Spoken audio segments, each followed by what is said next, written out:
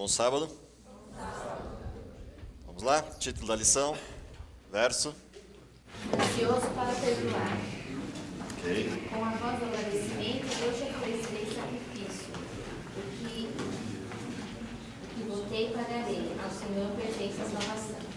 Ok. Antes da gente discutir a introdução e o verso, vamos aos objetivos da lição. O que a gente tinha que ter aprendido essa semana? Quais são os objetivos básicos da lição dessa semana? Quem está com a lição de professor, lá no finalzinho da lição, tem 3 objetivos. O primeiro, o objetivo de conhecimento. O que a gente tinha que ter estudado e aprendido essa semana? Conhecer a compaixão de Deus como força motivadora para a abordagem de pessoas que diferem dele em crença e estilo de vida. Então, o primeiro objetivo da lição dessa semana, o primeiro aprendizado da lição dessa semana, é entender como é que Deus é compassivo, o que é a compaixão de Deus e como é que essa compaixão ocorre, com um processo de motivação para abordar pessoas que creem diferente da gente, ou têm estilo de vida diferente do nosso. Então, a partir da forma como Deus é compassivo conosco, o objetivo de conhecimento da lição dessa semana é a gente aprender a ser compassivo com aqueles que diferem de nós, em crença ou estilo de vida. Uma vez entendido como é que Deus atua em compaixão, nessa forma de Deus motivar as mudanças na vida das pessoas, qual é o sentimento resultante disso? Que a verdadeira obediência deve ser uma submissão voluntária a Deus, que brota em um coração grato por conhecer o caráter do Senhor. Portanto, tem 2 coisas interessantes nesse sentimento aqui. Primeiro, que obediência de fato não é algo que eu faço por normatização. Obediência acontece por uma disposição voluntária. Mas voluntária de quem para quem? Qual é essa postura voluntária de obediência? Essa postura voluntária de obediência brota de gratidão. Só é possível obediência voluntária quando há gratidão por algo. E essa gratidão, em primeira instância, vem do modelo anterior, compaixão.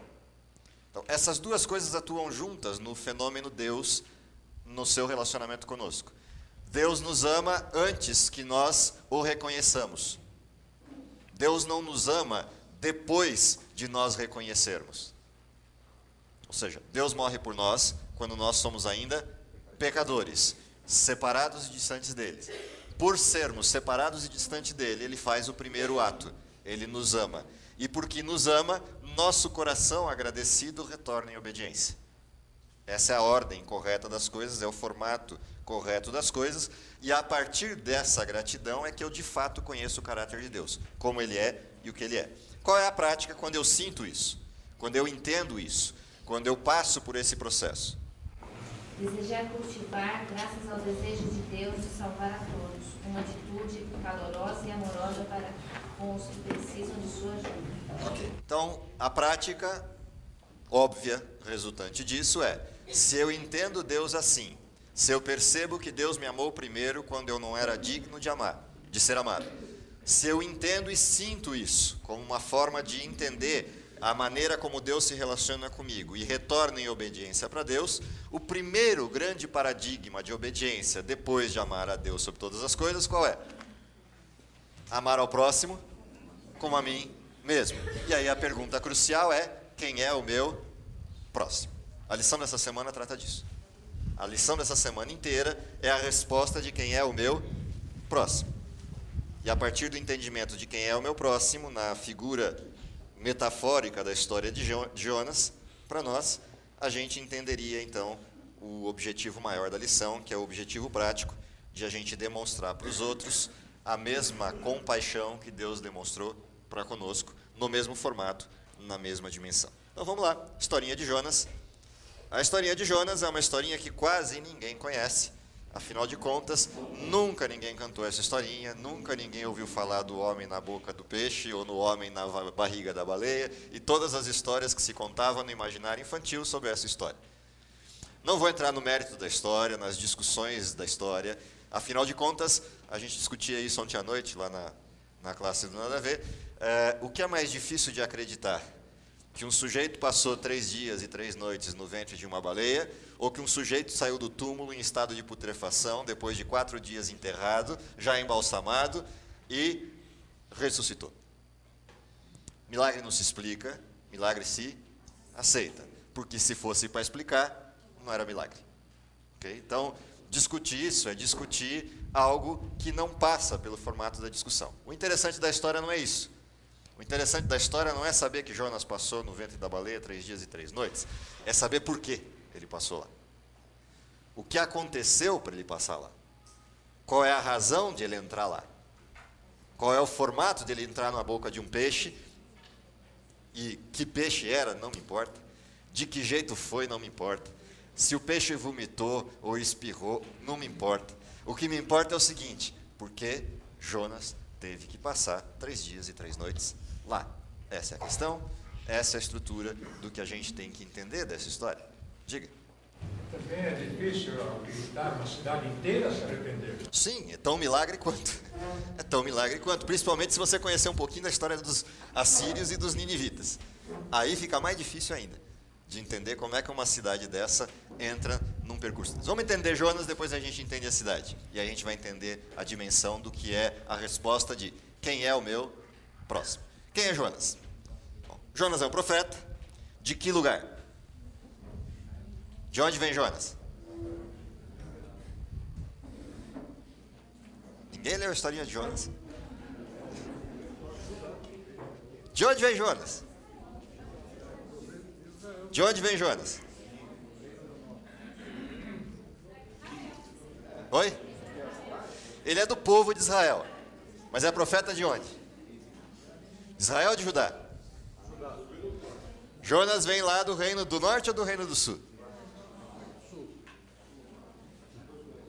Vamos lá, pessoal. Vocês estudaram a lição. Vocês leram a historinha. Oi? Ah, ele é filho de Abitai. E de onde ele vem?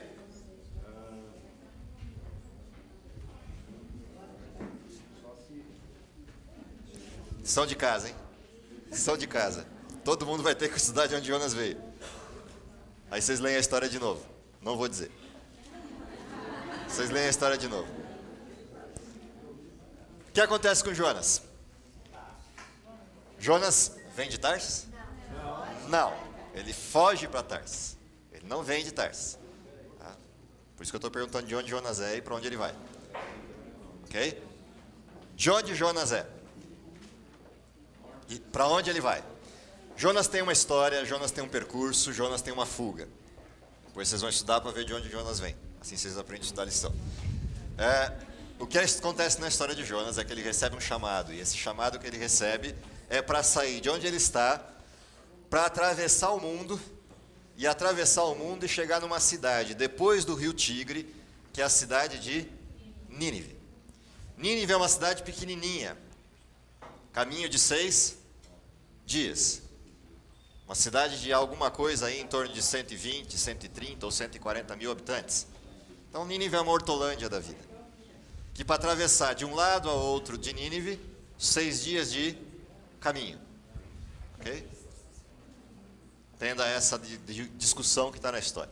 Bom, essa cidadezinha de Nínive, que não é uma cidadezinha, é uma baita de uma cidade, não é uma cidade nova, é uma cidade antiga. De quando é Nínive? Quem fundou Nínive? Nimrod, filho de Cuxi, portanto da descendência de Noé. Ok? Herança de Cão, filho de Cuxi. Nimrod funda a cidade de Nínive, aquele grande caçador que estabelece alguns reinos naquela região entre o Tigre e o Eufrates. Que reinos são esses?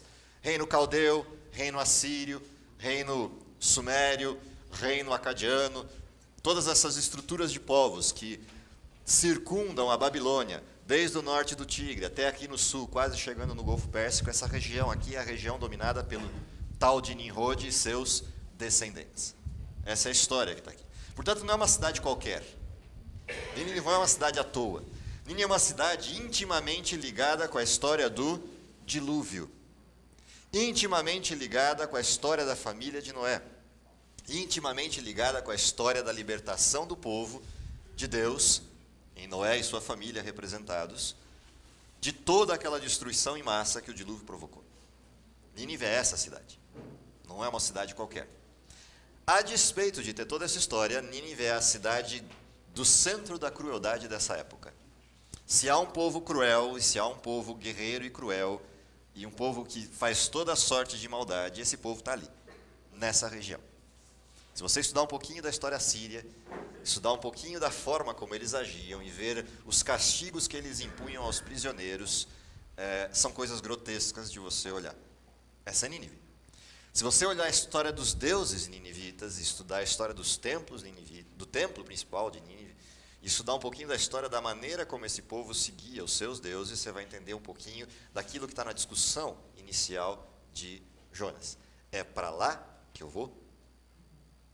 Para chegar lá, então vamos entender a regra do jogo aqui. Imagine que Hortolândia é Nínive. E você recebe uma ordem. Aliás, não vamos imaginar que Hortolândia é Nínive, vamos imaginar que São Paulo é Nínive. E você recebe uma ordem para um pedaço da megalópole de São Paulo, ou seja, Império Assírio, que é a Zona Sul, como eu brinquei ontem à noite. Você vai ser chamado para ir lá para a Zona Sul. Se quiser ir para leste também pode, dá no mesmo. Mas vamos para a Zona Sul, que é o mais clássico. Tá? Vai lá para a Zona Sul, não para a Zona Sul, cerco Capão Redondo ali, em volta do Iaê. Zona Sul de verdade. Sobe o morro, desce o morro e entra na Zona Sul de verdade. Um lugar que para andar é difícil, para andar de carro é mais difícil ainda, e para andar de noite eu não aconselho. Tá?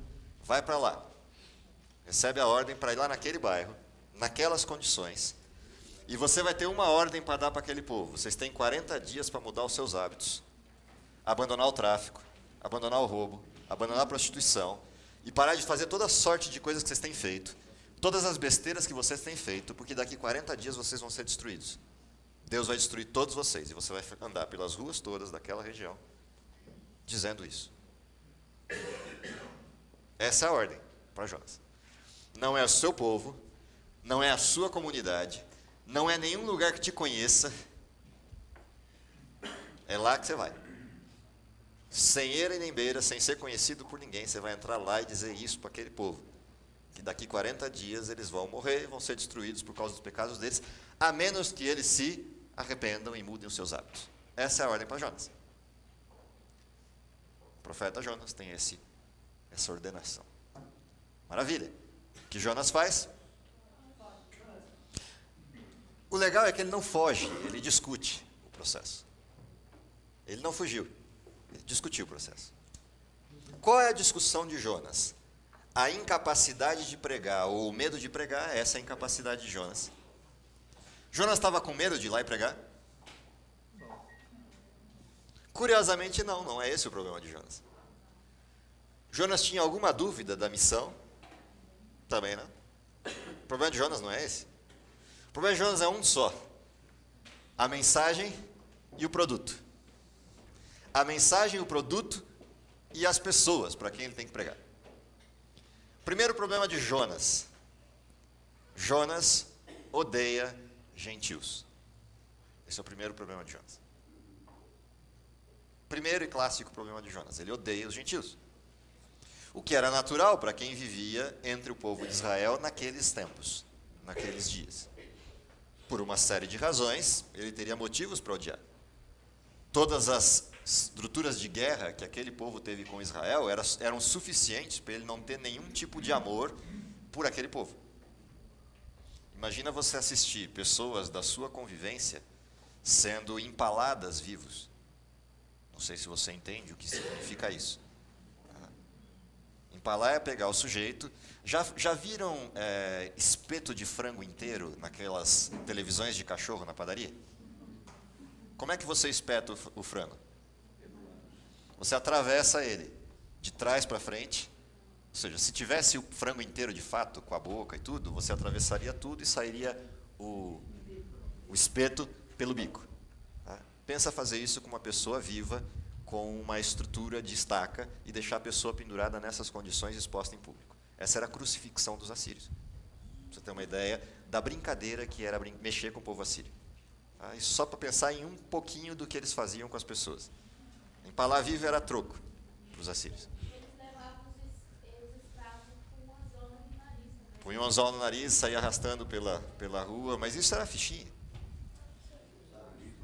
Tá? Entende essa ideia? Esse é o povo. não era sem razão que você teria motivos de sobra para ter ódio daquele povo, para não gostar daquele povo. É para esse povo que Deus manda uma missão para Jonas. E manda qual é a missão? Diz para esse povo que daqui 40 dias eu vou visitá-los para destruí-los. Ótimo, essa mensagem é fantástica. Exceto pela sequência dela. Qual é a sequência dela? A menos que eles se arrependam. Aí está o nó da mensagem. Para alguém que odiava o povo assírio, pregar essa segunda parte da mensagem era um nó. Não por causa do povo assírio só, mas por causa de quem estava mandando. Quem mandou pregar essa mensagem é que tipo de Deus? Deus misericordioso. Que se a mínima sensação de arrependimento passar pelo povo assírio, esse Deus vai descer ali e tentar converter esse povo para ver se eles mudam de vida. E Jonas não admitia essa hipótese. Pastor, mas não havia essa esperança lá na pregação dele que podia alcançar a salvação. Jonas tinha certeza de que isso ia acontecer. Esse é o problema com Jonas. Alguma coisa dizia para Jonas que isso ia ocorrer. E aí, porque isso ia ocorrer, duas coisas estavam em jogo. Primeiro, salvação dos ninivitas. Alguém que eu odeio. Segunda coisa que estava em jogo, reputação da minha mensagem. Por quê? Porque imagina eu chegar em São Paulo, Capão Redondo, pregar essa mensagem, e as pessoas atenderem ao pedido, se arrependerem, começarem a ir para as igrejas, porque hoje ninguém mais se veste de saco e nem se senta na cinza. Mas imagina que começassem a ir para as igrejas, louvando a Deus e mudando seus hábitos de vida. Beleza, todo mundo mudou os hábitos de vida. O que me garante que depois de 40 dias Deus ia destruir mesmo? E que não era só uma invenção da minha cabeça, numa histeria coletiva, numa mensagem de marketing para trazer o povo para a igreja. Entende? Não tem garantia nenhuma. É crer no profeta ou não crer no profeta.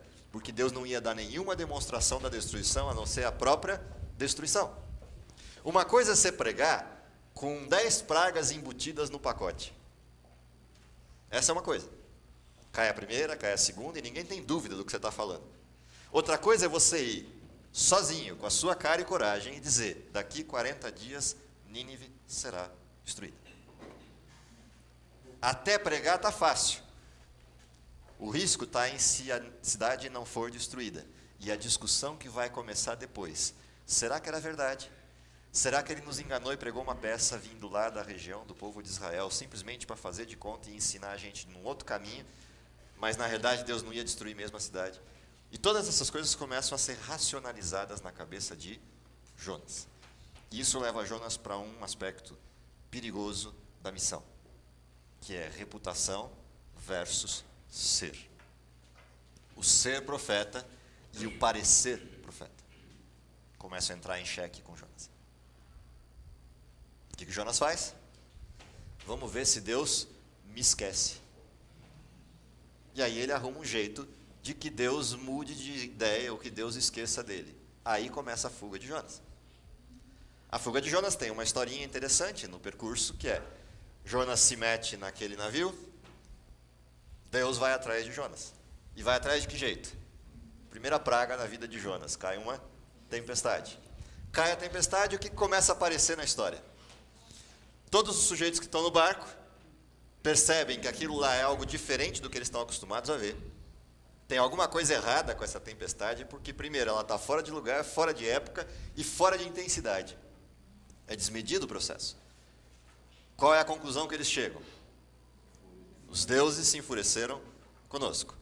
Resultado, joga tudo para fora do barco e cada um ora para o seu Deus e vê se Deus, de alguma maneira, resolve a nossa conta. Nessa de todo mundo ora, todo mundo vai, Jonas vai para baixo do navio e arruma um jeito de se excluir daquilo. E vai dormir, no meio daquela tempestade. E o sono de Jonas é diferente do sono de Jesus, né? O sono de Jesus no meio da tempestade é a certeza de que nada o atinge, porque Deus está com ele. O sono de Jonas é a fuga de Deus, para que Deus não o chame para resolver a conta. O problema é que o capitão do navio chama Jonas para resolver a conta. Falou: o que você está fazendo aí? Está todo mundo desesperado e clamando para Deus? Vai e clama. E a coisa vai, a coisa vem, eles decidem lançar sorte. Lançam sorte e a sorte cai sobre o infeliz. o Jonas. Quando cai sobre o infeliz não tem saída. A pergunta é, o que você fez? Qual é a coisa que acontece para que tudo isso ocorra? Percebe que na visão pagã, no modelo deles, eles acabam chegando à conclusão, tem alguma coisa errada com esse sujeito. E aí o que o Jonas diz? Só tem um jeito. Me joga no mar. E aí vem o paganismo aqui que segura as contas. Quer dizer, se Deus já está furioso com você no barco, se a gente jogar no mar, a fúria pode aumentar. E aí fica uma dúvida, faz, não faz, faz, não faz, faz, não faz, Jonas fala, faz. Confia em mim que esse é o problema. E aí joga ele no mar. O jogar no mar não era uma situação de Deus vai me salvar. O jogar no mar, qual é a situação? Eu me vejo livre de tudo. Não tenho a missão, não tenho que dar satisfação, acaba aqui a conta e está tudo certo. Joga no mar, peixinho abre a boca, engole Jonas. E aí Jonas cai a ficha. Por quê? Porque ele tinha que ter morrido, não morreu. Na boca do peixe, mais morte ainda, não morreu. Então o que está acontecendo aqui é outra história. O que Jonas começa a fazer? Começa a orar. Do lado de fora, o que acontece é simples.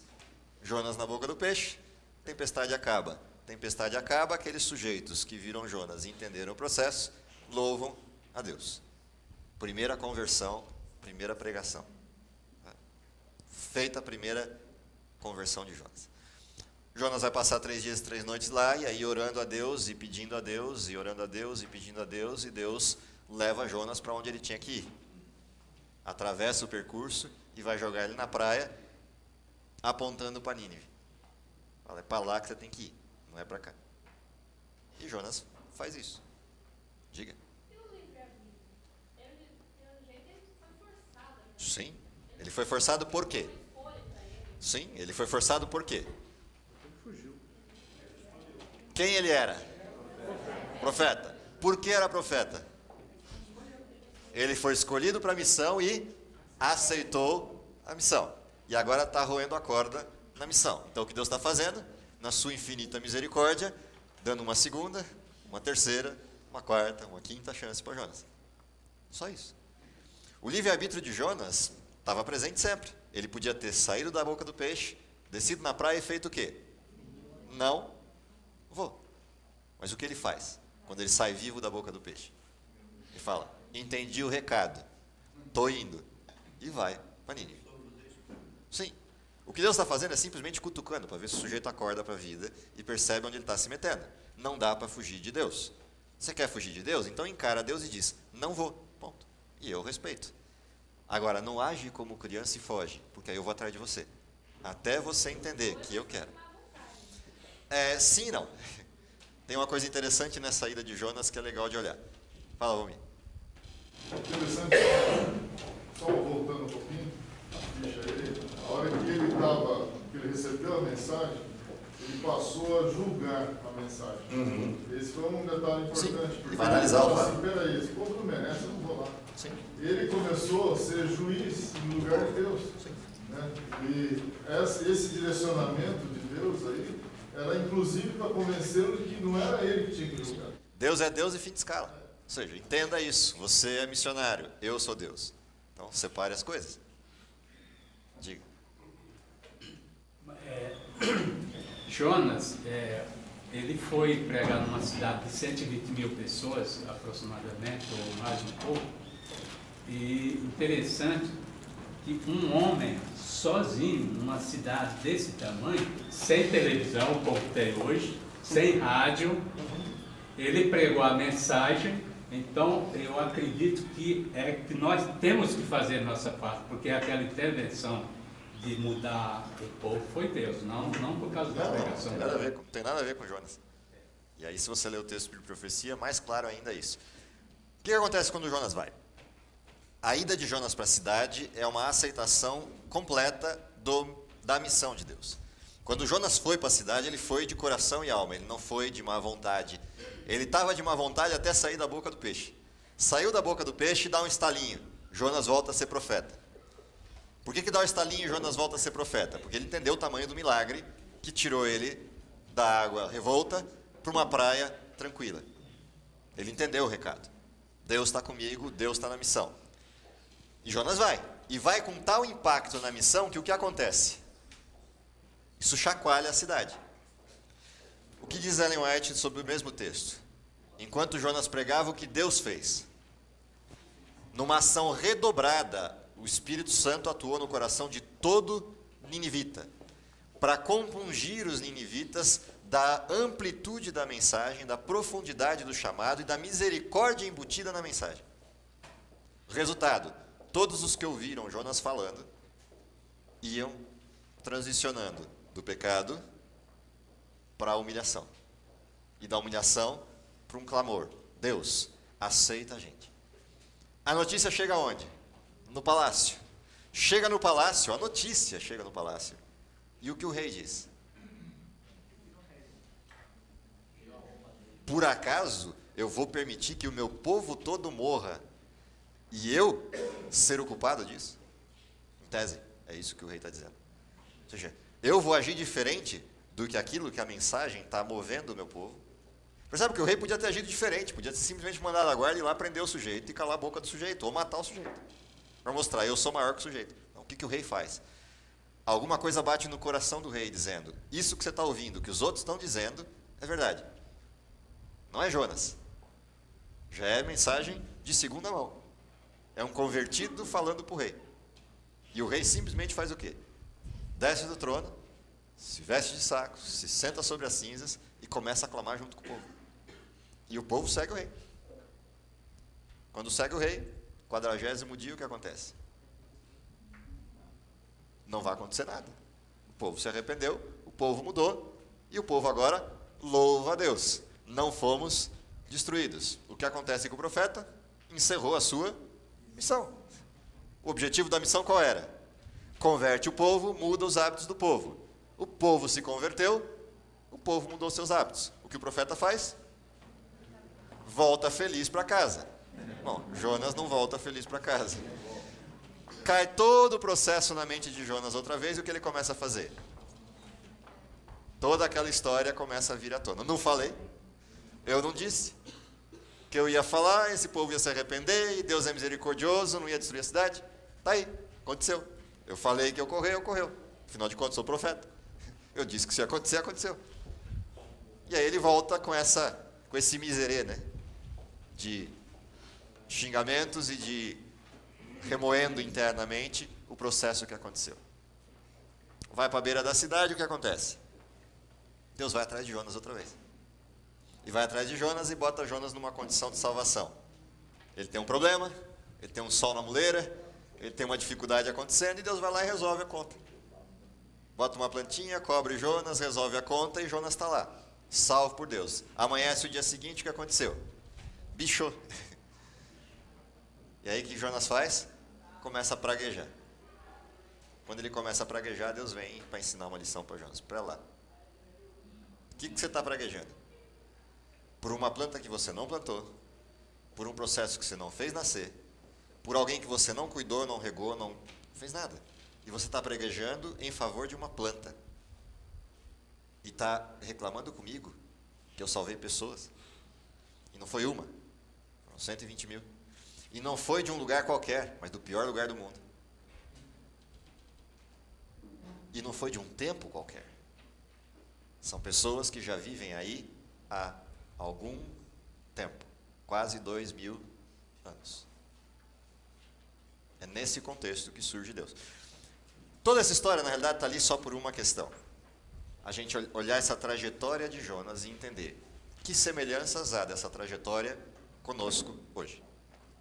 O que eu posso trazer dessa trajetória de Jonas para hoje? Bom, a primeira coisa que eu posso trazer da trajetória de Jonas para hoje é de que tamanha a misericórdia de Deus hoje. E aí tem um texto interessante aqui na lição, diz assim: Deus não escolheu uma parte da humanidade e lhe atribuiu valor limitado. Sua graça é para todos. É infinita a estima que ele tem pelo ser humano. O simples fato de ser humano já é suficiente para Deus amar. Assim começa a história de Deus. E aí vem, Cristo não hesitou em nos dar outra chance. Portanto, qual é a nossa atitude?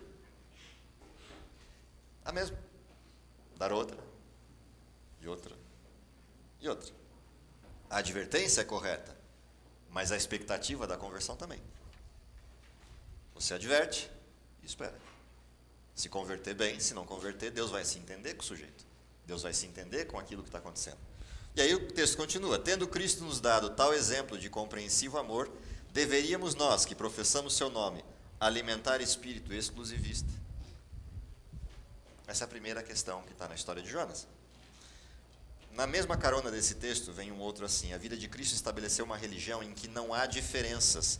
A religião em que judeus e gentios, livres e servos, são ligados numa fraternidade comum, iguais perante Deus. Nenhuma questão política lhe influencia a maneira de agir. Não fazia diferença nenhuma entre vizinhos e estranhos, amigos e inimigos. O que tocava seu coração era uma pessoa sedenta pelas águas da vida. Então, a grande questão que estava na mente do profeta e que ele se equivoca é: Jonas estava errado de achar que os ninivitas eram maus? Não, porque eles eram mesmo. Se não fossem, Deus não tinha dito: daqui 40 dias eu vou apagar a cidade do mapa. Eram maus mesmo. Tão maus que Deus expediu um juízo sobre a cidade. Então esse não era o problema. O problema de achar que a cidade era má não era o problema. Tampouco era problema imaginar que a cidade pudesse não se arrepender, porque Jonas é humano e Deus não. Deus sabia o que vinha pela frente, mas Jonas não. Então também não há erro aí de Jonas imaginar que a cidade possa não se arrepender. O problema está em imaginar que Deus não tenha poder para tocar no coração da cidade. Aí começa o problema de Jonas. Ele ultrapassou o limite. Quem é que Deus pode converter? Qualquer um, desde que faça o quê? Esse um. Entenda que Deus é Deus. Essa é uma escolha humana. Mas Deus pode converter ou atuar para a conversão de qualquer um. Aí começa o erro de Jonas. Esse é um modelo de lição que vem para nós. A nossa missão é viver o Evangelho para quem? Para todos. A nossa disposição é de atuar na direção de quem? Todo aquele que vem como pessoa sedenta, buscando água da vida. Então, o amor é para todos. A intervenção é para quem pede, para quem busca, para quem se abre para a intervenção. Então, são duas dimensões interessantes na mensagem de Jonas. Quer dizer, Jonas foi chamado para divertir o povo e estar à disposição daquele que quisesse se arrepender. Se um pedaço da cidade de Nínive se arrependesse, o outro não, qual seria o futuro? Já haviam histórias no passado que demonstravam qual é esse futuro. Se você olhasse a história de Ló, o que aconteceu? Só sobrou um. Só sobrou um? Ok, a cidade é destruída, mas o um é salvo. A história poderia se repetir. E, aliás, faz parte de uma região bastante semelhante. Outro aspecto que a gente podia levantar nessa questão: Jonas, ele estava na missão. Sim. Mas ele, na verdade, não queria perdoar. Sim. Ele queria que o juízo acontecesse. Por quê? Porque ele olhava o povo ruim. ruim. Exatamente. Então, o que traz isso para nós hoje? Nós podemos estar na missão. Nós podemos falar até para os outros e falar assim: eu quero que esse camarada ouça para que ele saiba que está errado e que vai morrer. Mas E eu paro aí. E eu paro aí. Eu quero que o juízo aconteça para ele, porque ele é meu inimigo. Então eu lavo minhas mãos porque eu fiz a minha parte. Então esse é um grande problema hoje. Nós podemos estar imbuídos da missão, ter a consciência dela, mas passar a mensagem para aqueles que a gente não quer que sejam salvos. Isso é acepção de pessoa e julgamento da De nossa que eu estou. E ele não. Essa é a questão. O verdadeiro pastor foi Deus, né? Sim. Não foi Jonas. Jonas foi só intermediário. E aí o texto termina dizendo assim: ó, não passava nenhum ser humano por alto como indigno para Cristo, mas procurava aplicar a toda pessoa o remédio capaz de curar. Em qualquer companhia em que se encontrasse, apresentava uma lição adequada ao tempo e às circunstâncias. Cada negligência ou insulto da parte de alguém para com seu semelhante servia apenas para fazê-lo mais consciente da necessidade que tinham de sua simpatia divino-humana. Procurava inspirar esperança aos mais rudes e menos promissores, prometendo-lhes a certeza de que haveriam de se tornar irrepreensíveis e inocentes, alcançando um caráter que manifestaria serem filhos de Deus. Essa é uma descrição fantástica a respeito de Jesus, da forma como Jesus andava entre as pessoas, atuando. Jesus alguma vez aliviou o pecado? Não, muito pelo contrário. Se tem alguém que chamou o pecado com todas as letras, esse foi Cristo. Porém, qual era a questão que estava atrás do chamar o pecado? Mostrar que atrás de todo esse pecado existia uma possibilidade de salvação. Então, o mesmo rigor com que Jesus julgava o pecado era o rigor com o qual ele julgava toda a busca por salvação, por mínima que fosse. E é incrível que Jesus brincava com esse processo a tal ponto de levar a pessoa ao limite extremo da conversão. Como, por exemplo, aquela discussão de Jesus com não se dá da mesa para alguém que não seja da mesa. Ou seja, você não tira da mesa do patrão para dar para os cachorros. E a mulher responde para Jesus o quê? Mas até os cachorros podem comer do quê? Das migalhas que caem da mesa do patrão. E aí Jesus fala, isso é fé. Esse é o desenho. O problema é que a gente vive num contexto de dissimulação da verdade. E esse modelo de dissimulação da verdade, que é o perfil do período de Laodiceia e o perfil do período do mundo na era final da história do mundo, é que você passa a não ter muita certeza de onde a verdade está. Então, a primeira grande coisa, depois dessas iniciais que a gente vê em Jonas, é que a missão de Jonas só pôde ser possível quando Jonas assumiu a verdade. Por isso a mensagem dele foi ouvida. Jonas não foi meio verdade para Nínive. Jonas foi com a verdade completa.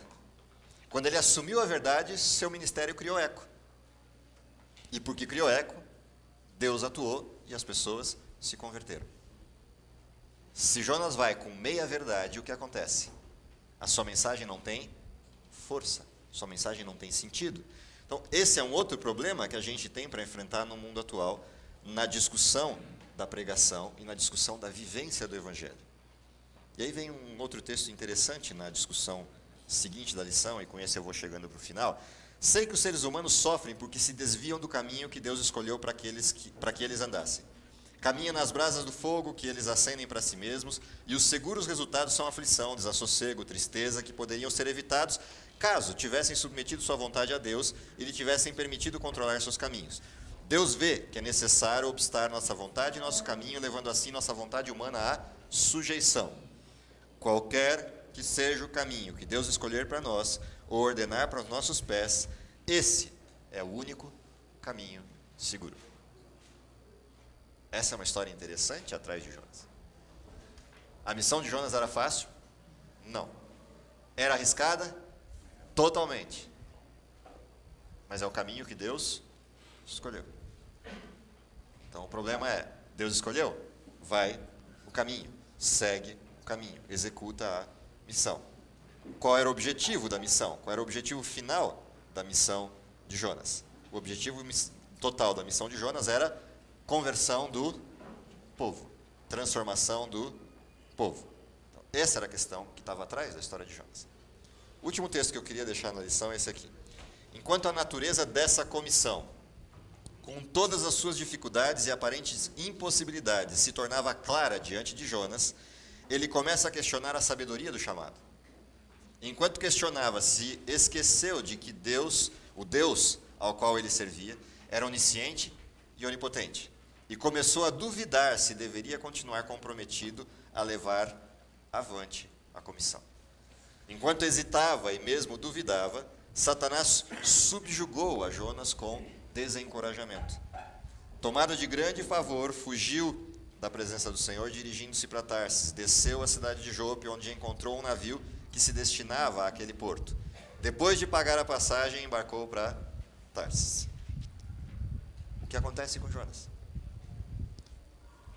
Jonas conhecia a missão profundamente, conhecia Deus profundamente, mas duvidou da capacidade de Deus de dar a missão correta para a pessoa correta. você vai ver outros sujeitos que passaram pela mesma situação. Moisés na sarça ardente diz para Deus o quê? Sou pesado de língua. Isaías, na conversa com Deus, tem a mesma tendência. Para todos esses, o que Deus fez? Foi lá e corrigiu o problema. Teu problema é língua? Ok, chamarão teu irmão, para não ter desculpa. Teu problema é o seu pecado? Ok, pega um tição no fogo, vai lá e queima a língua. Não tem mais problema, agora é santo, lábios puros. Deus resolve a conta para não ter desculpa. O problema de Jonas qual é? Jonas estava querendo que Deus não resolvesse a conta. A missão de Deus é essa, segue a missão. Vai ser difícil? Vai. Tem problema? Tem. Mas Deus é maior que o problema. Deus é maior que a missão. Portanto, segue a missão. Dentro desse contexto, o último pacote, o último texto diz assim: o mundo material está sob o controle de Deus. As leis que governam a natureza são por ele obedecidas. Tudo fala, age conforme a vontade do Criador. Nuvens, chuva, orvalho, sol, tempestade, vento, tudo está sob a supervisão de Deus e lhe rende implícita obediência. A minúscula haste da grama rompe seu caminho através da terra, primeiramente o broto, depois o capim. O Senhor usa esses servos obedientes para fazer sua vontade. Primeiramente o fruto é visto no botão, que envolve o futuro pêssego, pera, maçã, e o Senhor os desenvolve nas respectivas estações porque não repelem sua atuação. Aqui está o segredo. Deus quer agir pela gente, desde que eu não faça o quê? Não afaste Deus, não afaste a ação de Deus. Não se opõe à ordem de seus desígnios, nem a metade das pessoas compreende ou aprecia as suas obras, vista no mundo natural. Esses pregadores silenciosos ensinam preciosas lições aos seres humanos, caso esses tenham ouvidos atentos. Qual é a grande lição de Jonas? É a pergunta que fica no final do livro. O que aconteceu com Jonas? O que ocorreu com Jonas? É um livro inconcluso, é um livro aberto. A pergunta do livro é: o que acontece com a gente? O que a gente faz? O sermão de Jonas não obedecia. O pessoal só falava a condenação. Sim. E eles lá, eles só se pegaram talvez. Fé. Talvez. Fé total. Bem lembrado, pastor. A única esperança lá deles é talvez Deus mude. Sim. Fé total. Não havia qualquer perspectiva. Não havia. Sim. Fé total. Bem lembrado. O que torna o sermão mais empolgante ainda. O que demonstra a fé daquele povo.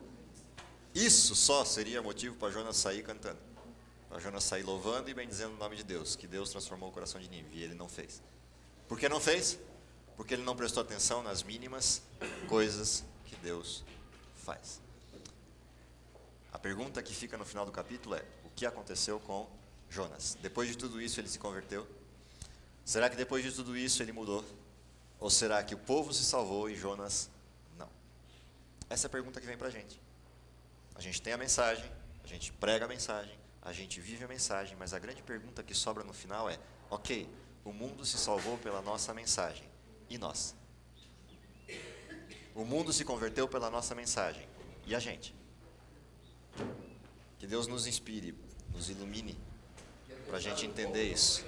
Exatamente. Que Deus nos ilumine, para que os pregadores sejam salvos com aqueles para quem nós pregamos.